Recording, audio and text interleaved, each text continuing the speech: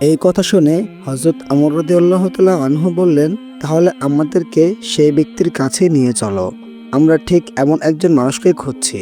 নবী করিম সাল্লাল্লাহু আলাইহি ওয়াসাল্লাম তার সব নিদর্শন আমাদেরকে বলে দিয়েছেন।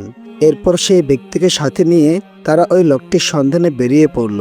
কিছু দূর যাওয়ার পর জনমানবহীন একটি স্থানে একটি গাছের নিচে বসে একজন মানুষকে নামাজ আদায় করতে দেখলেন। হযরত ওমর ও হযরত আলী রাদিয়াল্লাহু তাআলা আনহুমা চুপচাপ তার পাশে দাঁড়িয়ে অপেক্ষা করতে লাগলেন। লোকটি নামাজ শেষ করলে তারা তাকে সালাম দিলেন। লোকটি সালামের উত্তর দিয়ে বলল, আপনারা কারা? কোন উদ্দেশ্যে আমার কাছে এসেছেন? তারা বললেন, আমরা আল্লাহর নবীর সাহাবী হযরত ওমর এবং হযরত আলী। আমরা আল্লাহর একজন প্রিয় বান্দাকে খুঁজছি। আপনি কি দয়া করে আপনার নামটি বলবেন? লোকটি বলল, আমার নাম আব্দুল্লাহ, অর্থাৎ আল্লাহর বান্দা। তখন হযরত ওমর রাদিয়াল্লাহু তাআলা আনহু বললেন, আমরাও তো আব্দুল্লাহ। আমরা জানতে চাই আপনার বাবা মা আপনার জন্য যে নাম রেখেছেন সেই নামটি কি? তখন লোকটি বলল, আমার বাবা মা আমার নাম রেখেছিলেন ওয়াইস, আর কর এলাকার বাসিন্দা হওয়ার কারণে মানুষ আমাকে ওয়াইস কারণী বলে ডাকে।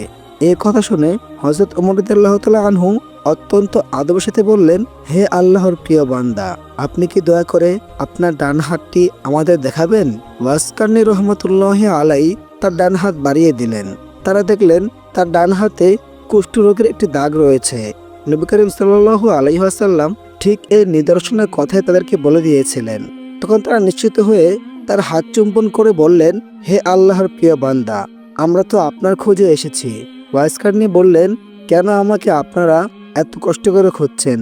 তখন তারা বলল, হুজুর পাক সাল্লাল্লাহু আলাইহি ওয়াসাল্লাম ইন্তেকালের আগে আমাদেরকে একটি নসিহত করে গিয়েছিলেন।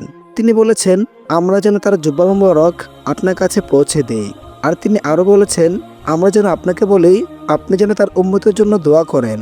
এই কথা শুনে ওয়াইসকারনি বললেন, আপনারা তো নবী প্রিয় সাহাবী, দোয়া করার জন্য আপনারাই যথেষ্ট। তারা বললেন, আল্লাহর নবী বিশেষভাবে আপনার কাছেই এই অনুরোধ করতে বলেছেন। তখন ওয়াইসকারনি বেনর সাথে বললেন, হে আল্লাহর নবীর প্রিয় সাহাবীরা, আমাদের প্রিয় নবী সাল্লাল্লাহু আলাইহি ওয়াসাল্লামের পবিত্র জিহ্বা মুবারক আমার মতো তুচ্ছ মানুষের কাছে রাখা কি শোভা পায়? আমি তো আল্লাহর একজন সাধারণ বান্দা, পাপী ও নগণ্য মানুষ। আমি কিভাবে সেই পবিত্র আমানতের মর্যাদা রক্ষা করব? তারা বললেন, রাসূল করিম সাল্লাল্লাহু আলাইহি ওয়াসাল্লাম যখন বলেছেন তখন নিশ্চয়ই তিনি আপনার মর্যাদা সম্পর্কে অবগত ছিলেন। তাই দয়া করে আপনি এই জিহ্বা মুবারক গ্রহণ করুন এবং তার গুনাহগার উম্মতের জন্য দোয়া করুন। অবশেষে হযরত ওয়াইস কারনী জিহ্বা মুবারক গ্রহণ করলেন এবং বললেন,